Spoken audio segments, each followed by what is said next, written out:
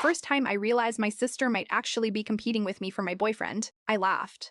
I told myself I was imagining it. We were at a small birthday party for one of my friends. The three of us, me, my boyfriend, and my sister, ended up standing in the kitchen, a little away from everyone else. My sister Madison was supposed to be helping with drinks, but instead she kept leaning in close to him. Not just casual conversation close, but too close. Shoulder brushing, hair tossing, laughing just a little louder than necessary at his jokes.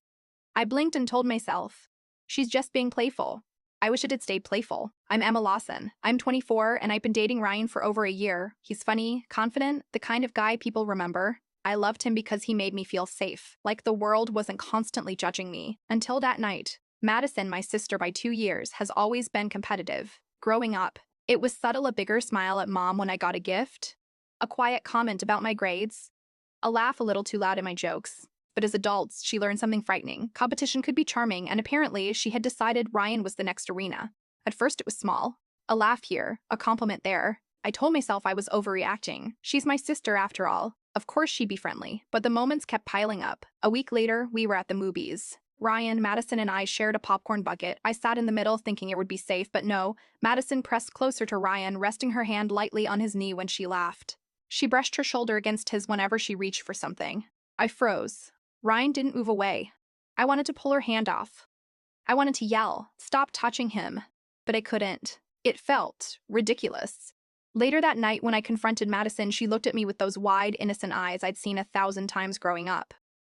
Emma, you're overreacting, she said sweetly. I was just being friendly. You're too sensitive. That was her line. Her mantra. Every time I got upset, she whispered, you're overreacting, and somehow I felt like I was the problem. I went to bed that night feeling uneasy, unsure if I was imagining things. But deep down, I knew I wasn't. Something about the way she smiled at him, the way she laughed, leaned in, touched him, wasn't sisterly. The next day, Ryan called. Emma, are you okay? He asked, sounding concerned. I hesitated. Yeah, why? I think Madison might be teasing a little too much, he said cautiously. She keeps leaning in, laughing. I don't want you to feel uncomfortable. I sighed. Relief and frustration mixed in equal parts. Relief that he noticed. Frustration that somehow I still felt like I had to apologize for noticing it myself. From that point, I started watching every interaction more closely. It was subtle, but intentional. Madison would compliment him on things she never complimented me on. His haircut, his shirt, his smile. She'd laugh at his jokes before I could even respond. And every time I said something, she'd grin and whisper, you're overreacting. The pattern was clear. She was testing boundaries, seeing how far she could go without consequences. A month later, it escalated. We were all invited to a friend's barbecue. Ryan and I held hands as we walked in, trying to show unity. Madison's eyes flicked between us constantly. When she approached him, she brushed his arm lightly, leaning in, just enough for him to notice, but not enough for anyone else to call it out. She made jokes at my expense in front of him, like I was the uptight one, the jealous one. And every time I wanted to speak up, I hesitated. She had perfected the "you're overreacting" line, and it works like a weapon. That night, after the party, I told Ryan, she's competing with me, I said flatly. He frowned. Competing? Yes, I snapped. She flirts with you, laughs at everything you say, makes me look jealous and insecure in front of you. She's trying to take attention from me, and you don't even notice. Ryan looked pained but careful. Emma, I notice. But maybe she doesn't mean it like that. No, I said sharply. She does. She's been doing it since the first time I introduced you, and she knows it bothers me. That's why she says I'm overreacting. It's a game to her. Ryan sighed. I trust you, but we need to be careful. Don't let it eat at you. I nodded, but inside I felt a spark of determination. If Madison wanted a game, fine. I would play too. But this time, I wasn't going to overreact. I wasn't going to cry or argue. I was going to watch, and I was going to wait. Because people who compete for love rarely know the consequences. If you find this story good, please like and subscribe our channel. It's free for you, but helps us a lot to keep sharing real stories like this. Over the next few weeks, I observed her closely. Every movement, every compliment, every laugh. I started noticing a pattern. She wanted attention, but she also wanted Ryan to doubt me. She framed her actions as playful, but her eyes were calculating. She wanted him to see her as someone better, someone more fun, more confident, more desirable. That realization made me angry not just at her, but at myself for ignoring it for so long. I started planning silently. I wouldn't confront her yet.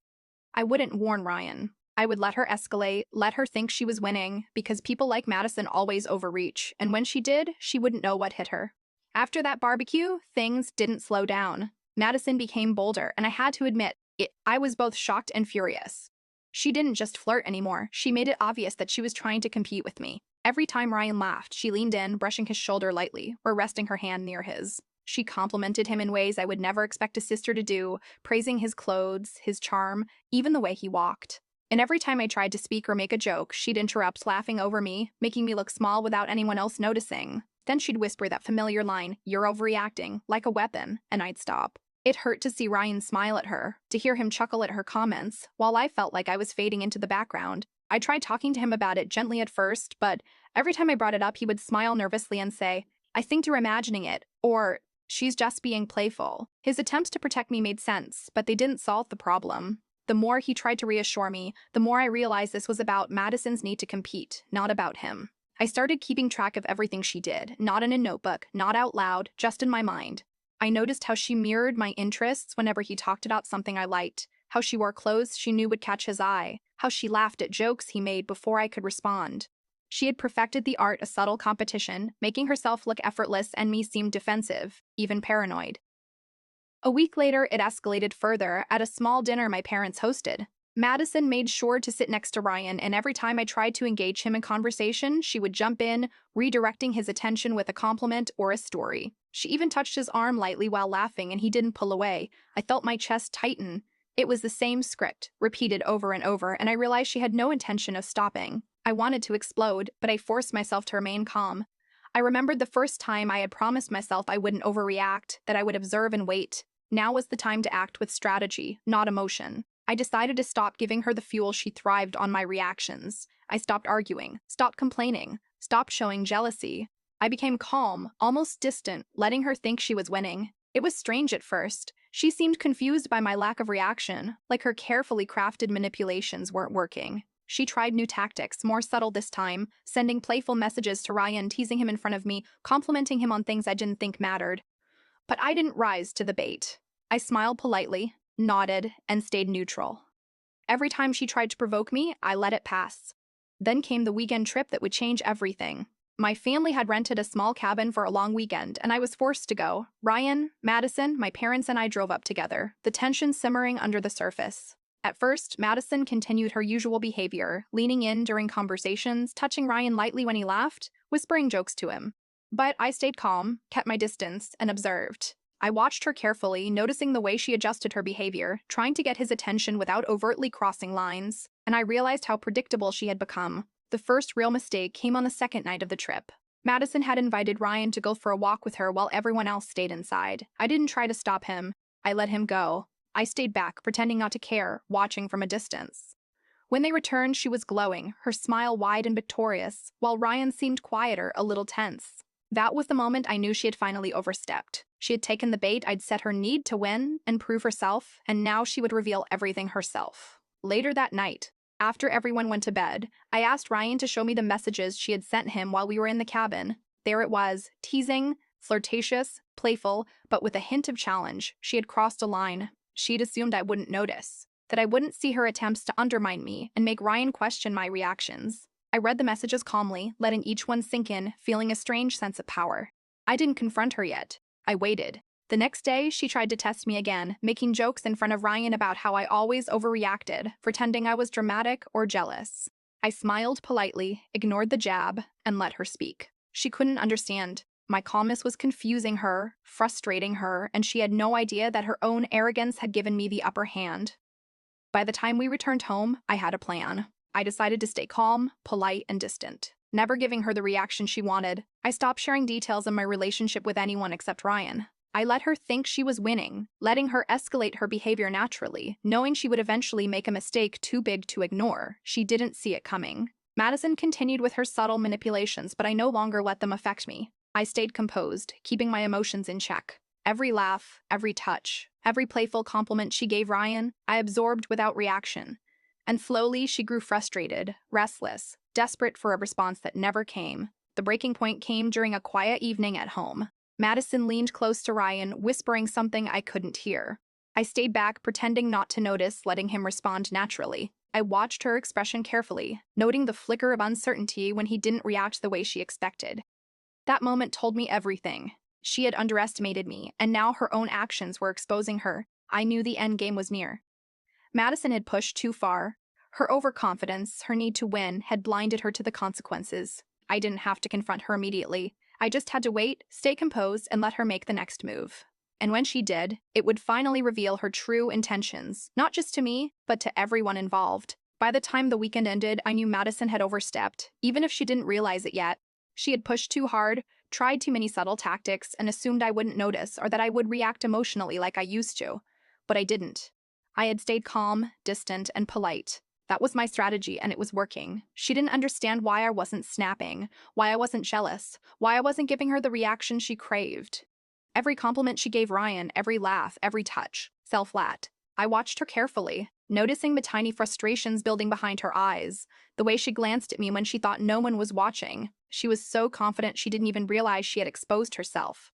It started to show in the way Ryan interacted with her. He had been quiet and hesitant at first, trying to reassure me and not upset Madison. But he noticed the change in my behavior, my calm composure, and it made him more aware of her actions. The playful smiles, the whispered comments, the touches, they were no longer charming or harmless. They were manipulative. The next week, she made a mistake that revealed everything. Ryan and I were at my apartment, and Madison stopped by for a quick visit. She brought snacks, joked, and laughed, but then she started teasing him directly. She made a comment about how I could be so controlling sometimes, how I overreacted about small things, and leaned in just a little too close when saying it. I didn't say a word. I watched. Ryan shifted uncomfortably. He was clearly noticing the pattern now, and the tension was visible. Madison didn't realize that her plan was unraveling. She assumed that by pretending she was just joking, she could manipulate both of us without consequence. But her overconfidence blinded her. Later that evening, after she left, Ryan turned to me. She's trying to compete with you, he said, almost in disbelief. I think I finally understand what you were talking about. I nodded calmly. I know. He looked uneasy. I didn't see it before. I thought you were imagining things. I wasn't, I said quietly. And I'm not going to let her manipulate us anymore. She's crossed a line, and now she's going to see the consequences of her own actions. I didn't have to explain. He already understood. The following weekend, Madison attempted another move. Ryan and I had planned a movie night at my place. She called beforehand, pretending to ask if she could stop by for a quick hello. I agreed, knowing exactly why she wanted to come. I let her in, smiled politely, and didn't give her the slightest hint that I was aware of her intentions. She tried immediately, leaning close to Ryan on the couch, brushing her hand against his arm. She made playful jokes, whispered things meant to make me seem controlling or insecure, and laughed just a little too loudly. I watched in silence. Ryan shifted slightly, looking at me for guidance, and I nodded subtly. He moved back toward me, and the shift was enough. Madison froze for a moment, confused. Her plan wasn't working. She leaned closer, whispering again, and that's when I finally spoke. Madison, I said calmly, not raising my voice. You need to stop treating my relationship like a game. You crossed a line. She looked shocked, like she couldn't believe I was finally confronting her. Emma, I was just joking. You're overreacting again. I smiled gently, steadying my tone. I'm not overreacting. You've been flirting with him, teasing him, trying to make me seem unstable, and it's not okay. Her jaw dropped. The confidence she always wore like armor was gone. She opened her mouth to respond but couldn't find words. For the first time, I saw her panic. She had always assumed I would react emotionally, cry, argue, or storm away. But I hadn't. I had stayed calm, and now she realized she couldn't manipulate me anymore. Ryan looked at her, then at me. She's right, he said quietly. I noticed it too, and I didn't say anything at first because I wasn't sure, but it's been happening. The room went silent. Madison's eyes flicked between the two of us, disbelief written across her face. She realized she had been exposed not just to me, but to the person she was trying to compete for. I didn't mean, she began. You didn't mean to cross boundaries, I said gently, but your actions have consequences. You can't just compete with me for my boyfriend and pretend it's a joke. She looked down, ashamed.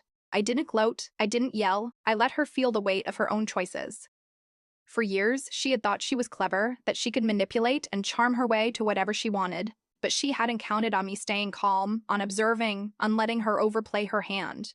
For the next few days, she avoided both of us. She didn't text Ryan, didn't stop by my apartment, and barely spoke to me. I didn't reach out. I let her retreat, let her stew in the embarrassment and frustration she had earned. It was a strange relief. Finally, I didn't have to watch her manipulate my boyfriend, laugh at my expense, or make me feel like I was imagining everything. She had reached the point where her arrogance and competitiveness had exposed her completely, and I didn't need to fight her to prove it. Over time, Ryan and I rebuilt our relationship stronger than before.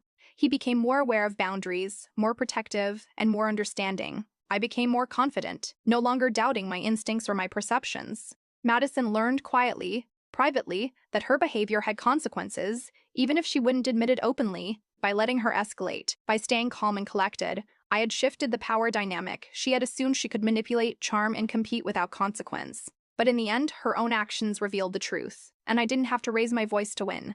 It was the first time I truly understood that confidence, observation, and patience could be far more powerful than confrontation. Madison had underestimated me, and that mistake had given me control not over her, but over the situation and over myself. And that realization was liberating. The next time Madison tried anything, it didn't go as she expected.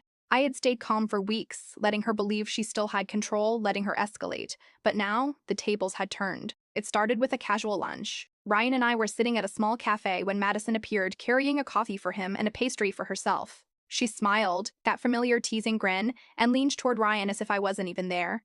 I took a deep breath, ignored the flash of irritation, and watched. She began talking, softly at first, joking about how I could be dramatic, how I overreacted about small things, how she was just being friendly. She rested her hand lightly on his arm, brushing it occasionally as she laughed. Her plan was clear: make me seem insecure and weak in front of him. But I didn't react. I stayed calm, smiled politely, and let her play her game. Ryan, for the first time, pulled slightly closer to me. His hand brushed mine under the table. Madison froze, confused, as though she hadn't expected me to stay composed. She whispered a joke meant to provoke me. I didn't even flinch. I just smiled. The moment of truth came when she leaned even closer to whisper something about my jealousy, trying to draw a reaction. I looked at her calmly and finally spoke. "Madison," I said evenly, "you've been competing with me for weeks. You've crossed boundaries, and now it's time to stop." Her confident grin faltered. "Emma, you're overreacting again," she said in that same voice she had used for years, trying to make me seem irrational. I didn't argue. I didn't rague my voice. "I'm not overreacting. You flirted with my boyfriend, teased him, undermined me, and tried to make yourself the more charming sister. That ends now." Her eyes widened. For the first time, she realized that I was serious, that her manipulations were no longer invisible. She had assumed my calmness was submission, my patience weakness. But I had been observing, calculating, and waiting. Ryan looked at her, then at me. "She's right," he said quietly. "I've noticed it too. I didn't speak up at first, but this has gone too far." Madison's face turned red. I was just joking," she stammered. "You were competing with me for his attention," I said.